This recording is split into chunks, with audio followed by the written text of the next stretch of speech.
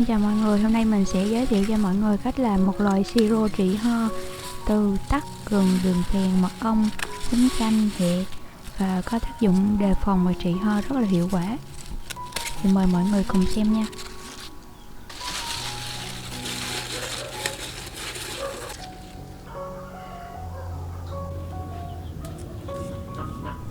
Nguyên liệu đầu tiên đó chính là tầng dày lá, còn gọi là lá húng chanh nha các bạn. Thì lá húng chanh này theo đông y nó có tính ấm, vị cay, thơm, hơi chua, thơm mùi chanh và thành phần chủ yếu của nó là tinh dầu. Nó có tác dụng kháng khuẩn họng, mũi, miệng, cho lợi phế, tiêu đờm và giải cảm, sát trùng, làm sạch đường hô hấp.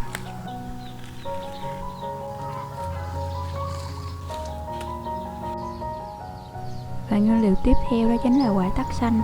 Thì theo đông y nó có vị chua, tính ấm, giúp ôm ấm đường hô hấp, mà tắc chứa nhiều tinh dầu và các cái vitamin E, C, có tác dụng chống viêm lông đờm, giảm ho và kháng khuẩn rất là hiệu quả.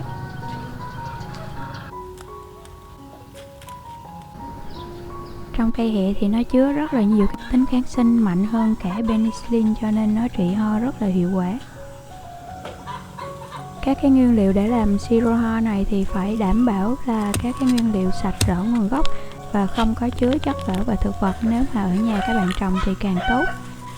Và nếu mà không trồng thì các bạn phải mua ở những nơi rõ nguồn gốc, đảm bảo uy tín. Và trước khi sử dụng thì mình nên rửa thật sạch với lại nước muối pha loãng.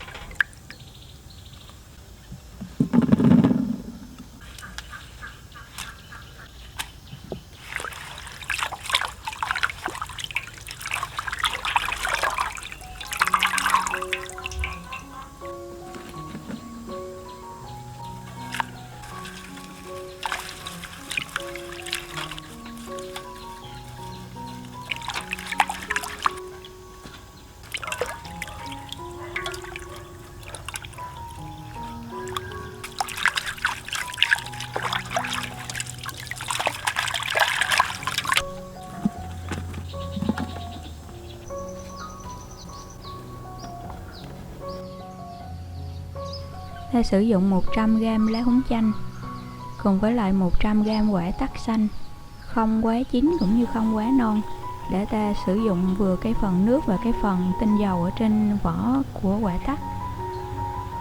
Non quá thì nó sẽ không có phần nước, nó không có nhiều vitamin C. Và hẹ thì chúng ta sử dụng 100g, cả phần củ và phần hoa.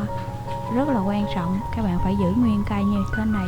Đặc biệt là trong cái phần củ của nó thì có rất là nhiều cái chất kháng khuẩn trị ho rất là hiệu quả.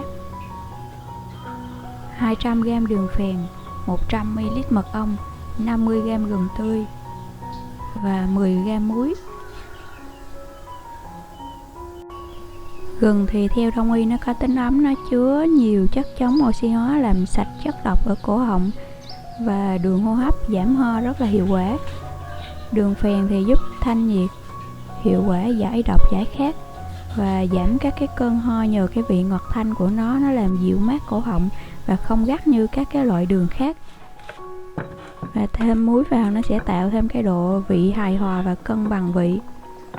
Mật ong thì có vị ngọt, tính bình, làm dịu cổ họng và giảm ho, có tính kháng khuẩn, kháng viêm và kích thích tái tạo tế bào mới, giúp làm lành nhanh các cái tổn thương nơi niêm mạc cổ họng.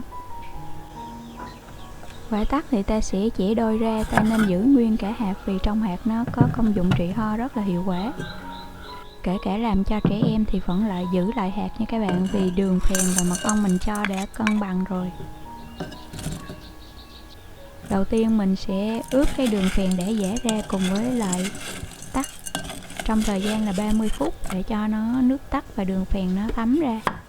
Và khi mình chưng thì nó sẽ dễ nhanh thấm vào các cái gia vị khác.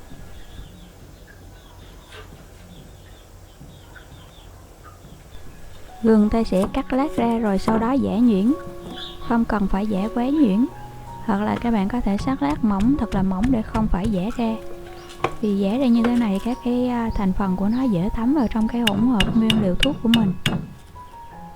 Hẹ thì mình sẽ đập dập cái phần cũ, hoặc là mình sẽ chẻ đôi cái phần cũ ra và cắt có độ dài khoảng 4 đến 5 cm. Và tần thì mình cũng cắt ra có độ dày khoảng là 1 cm, vì cái bề ngang của nó khá là dài các bạn, cái lá tần đó. Tất cả các cái nguyên liệu lá thì mình không nên giã ra, vì khi giã ra nó rất là nát và nó hôi ê nữa các bạn, nó sẽ không có thơm.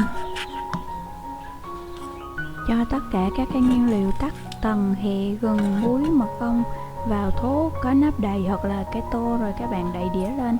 Sau đó các bạn cho vào trong một cái nồi, cho nước vào ngập 1/2 thố để mình chưng cách thủy trong thời gian 60 phút. Các bạn không nên cho nước quá đầy, vì khi hấp thì nước sôi lên có thể tràn vào trong cái thuốc của mình.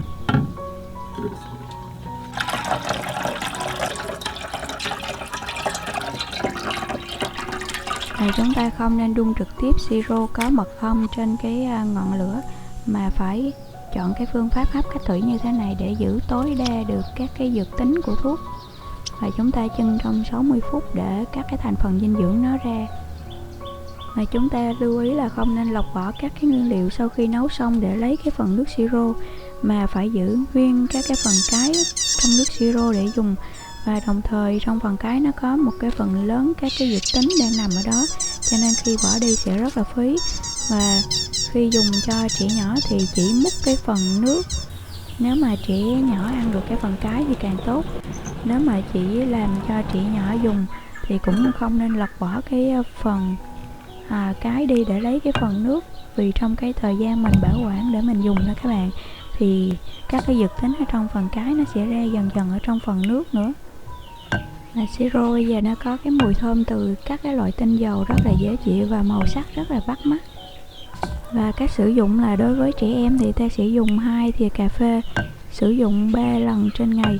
Đối với người lớn thì ta múc 2 đến 3 thìa cà phê, dùng 4 đến 5 lần trên ngày, và nên duy trì liên tục mỗi đợt từ 2 đến 3 tháng để phòng và trị bệnh khi giao mùa và có dấu hiệu chớm ho, sổ mũi, khò khè, phòng bệnh rất là tốt và tăng cường hệ miễn dịch cho người lớn và trẻ em.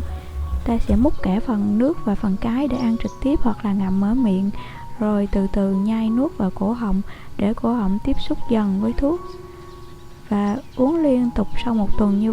Và tùy tình trạng bệnh ta có thể uống thêm, hoặc là ta có thể sử dụng hàng ngày để tăng cường sức đề kháng của đường hô hấp, và sử dụng 1 đến 2 lần mỗi ngày. Hoặc là chúng ta có thể pha với lại 100 ml nước đun sôi để ấm và không uống lạnh, vì uống lạnh thì cổ họng mình đang ho nó không có tốt. Và khi đi mưa về hoặc là khi gặp lạnh mà cảm thấy hơi rát cái cổ họng thì chúng ta có thể dùng, nó sẽ là hiệu quả đó các bạn. Và cách bảo quản là ta sẽ cho thuốc vào trong một cái lọ thật là sạch, đậy kín nắp để nguội hẳn, rồi cho vào trong ngăn mát tủ lạnh để bảo quản, và sử dụng được trong khoảng 1 tháng.